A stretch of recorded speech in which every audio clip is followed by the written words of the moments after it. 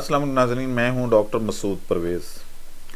आज का जो टॉपिक है वो लाइफ स्टॉक से हट के है, क्योंकि हम वक्तन फ़वक्तन उन वीडियोस का पोस्टमार्टम करते रहते हैं जो फेक होती हैं। लाहौर बायोफ्लॉक फ़िश ट्रेनिंग का आगाज़ 22 और 23 मार्च को लाहौर में हो रही है। फ़ीस 8,000 बमा नाश्ता और लंच। रजिस्ट्रेशन के लिए आज ही रब्ता करें 0300 400 9799 0300 8820 519। पिछले दिनों एक बहुत ही बड़े चैनल जो कि सोशल मीडिया पे जिसके मिलियंस के हिसाब से सब्सक्राइबर्स हैं, उस पे एक वीडियो अपलोड हुई कि जी पाकिस्तान के एक टैक्सी ड्राइवर ने पानी पे गाड़ी चलाना शुरू कर दी है। इससे पहले भी एक दफ़ा एक आगा वकार नामी एक बंदा सिंध से था जिसने ये दावा किया था, और उसकी तो खैर काफ़ी हो गई थी लहदे में, उसमें बेइज्जत हुआ और बड़ा कुछ हुआ और जेल में भी गया। लेकिन अब एक और टैक्सी ड्राइवर साहब जो हैं, उनकी वो वीडियो वायरल हो रही है कि जी उन्होंने पानी पे गाड़ी चलाना शुरू कर दिया और ये वो। लेकिन हमारे यहाँ जो पढ़े लिखे लोग भी हैं वो भी इस चीज़ को समझते नहीं हैं। वो साइंस से पता नहीं क्यों दूरी क्यों है। तो आज हम इस वीडियो में आपको लॉजिकली और साइंटिफिकली प्रूव करके बताएंगे कि पानी पे गाड़ी नहीं चल सकती। हाँ, एफिशिएंसी ज़रूर बढ़ सकती है, लेकिन पानी पे टोटली गाड़ी नहीं चल सकती। और वो जो एफिशिएंसी भी बढ़ती है उसका जो है वो उतनी ही एनर्जी आपको वो देगी जितनी कि आपने पानी को डीकम्पोज करने पे खर्च की होगी। कोई अपने पल्ले से वो जनरेट नहीं करेगी। तो आज हम इसका एनालिसिस करते हैं। वजह क्या है कि पानी पे गाड़ी क्यों नहीं चल सकती। लोग जो आम जो बिगनर्स हैं, जो ख़ास तौर पे साइंस को नहीं समझते, वो उनको सिर्फ एक ही बात याद है कि बस जी हाइड्रोजन जो है वो जलती है और ऑक्सीजन जलने में मदद करती है। तो जब आप हाइड्रोजन और ऑक्सीजन को मिलाते हैं तो एक शोला सा उठता है और लिहाजा उसमें एनर्जी है और वो पानी पे गाड़ी चल सकती है। ये दुरुस्त है कि हाइड्रोजन जलती है और ऑक्सीजन जलने में मदद करती है, और जब दोनों को मिलाते हैं तो हीट जनरेट होती है।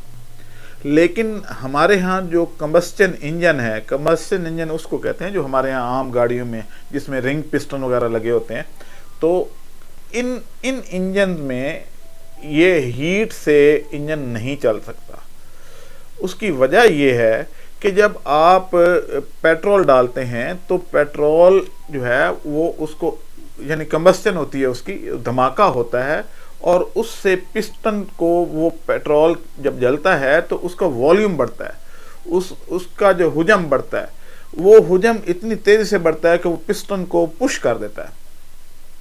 अब जब पिस्टन पुश होगा, ऊपर मूव करेगा, तो उसके साथ हम जो उसकी क्रैंक वगैरह जो है वो मूव करना शुरू कर देती है और इस तरीके से मूवमेंट स्टार्ट हो जाती है। लेकिन अब पानी पे डिस्कशन करते हैं।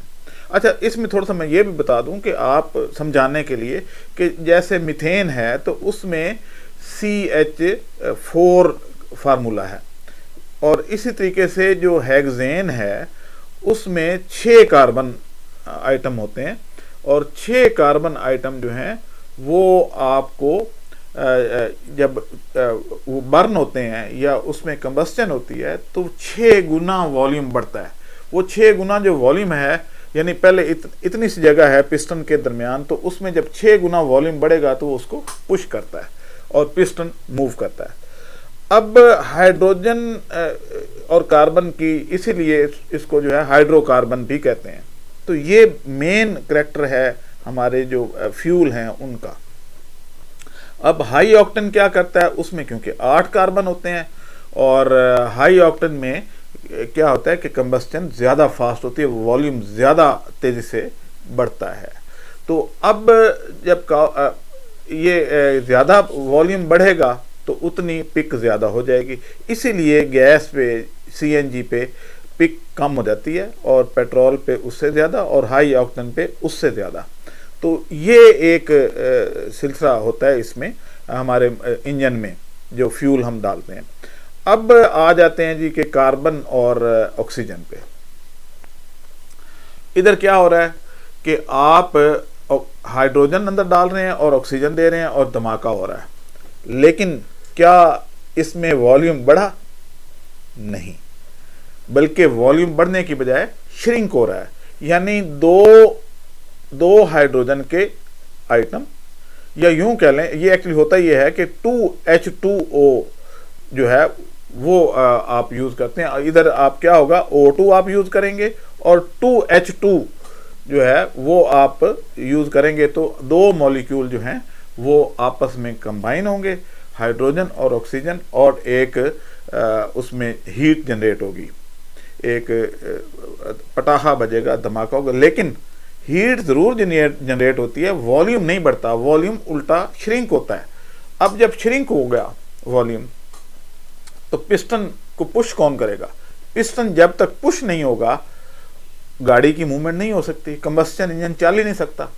तो अब यहाँ पे दो हाइड्रोजन के और एक ऑक्सीजन का आइटम मिलके एक मॉलिक्यूल बना जिसका नाम है H2O, और वो पानी है। यानी गैसेस जो हैं वो लिक्विड में श्रिंक हो गई। वाटर लिक्विड है ना, तो आपके 3 हिस्से मिलके उन्होंने एक हिस्सा बनाया, तो वॉल्यूम गैसेस से लिक्विड में श्रिंक हो गया।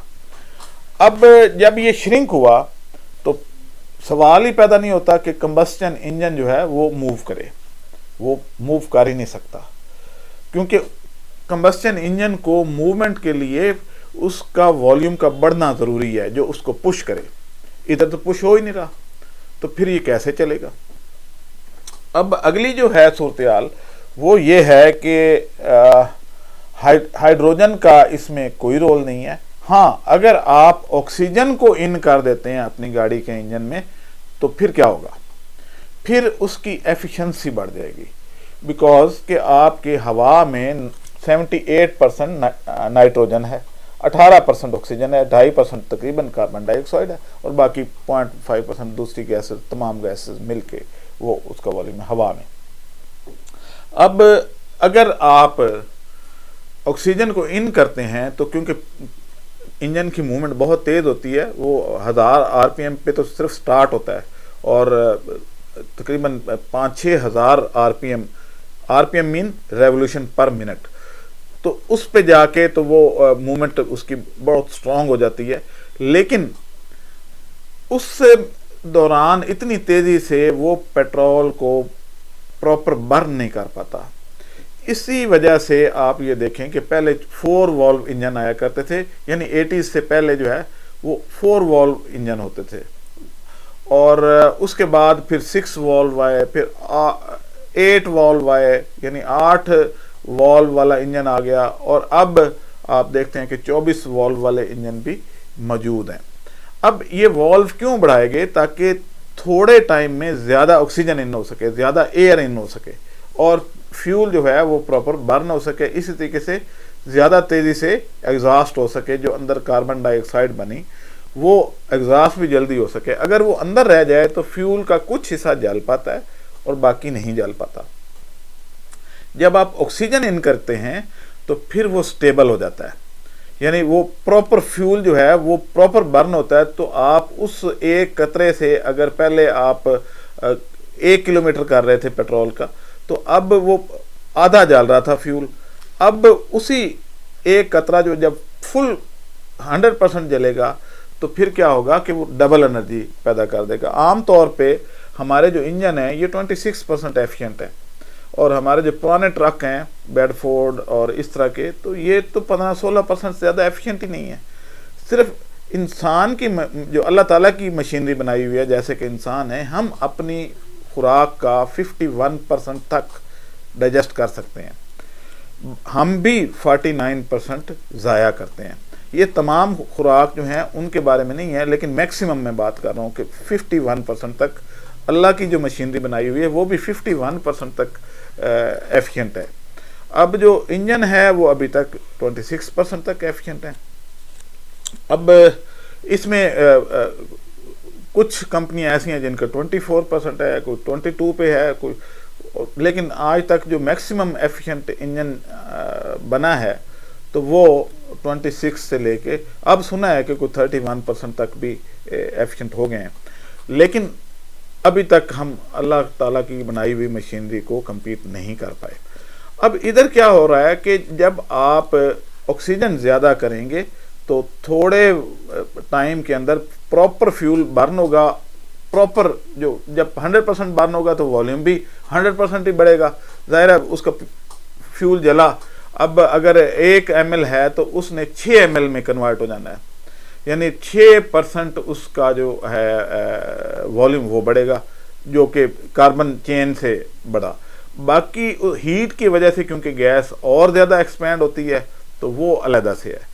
तो आप जब ऑक्सीजन को इन करेंगे तो आपका इंजन एफिशिएंट ज़रूर हो सकता है कुछ परसेंटेज तक, लेकिन पेट्रोल की बजाय पानी डाल के आप नहीं चला सकते, ये पॉसिबल ही नहीं है इन इंजनों में। हाँ, कुछ लोग अब ये कह रहे हैं कि जी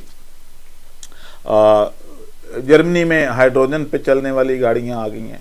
जी बिल्कुल आ गई हैं, लेकिन उनमें ये कंबस्टन इंजन वाला सिस्टम नहीं है।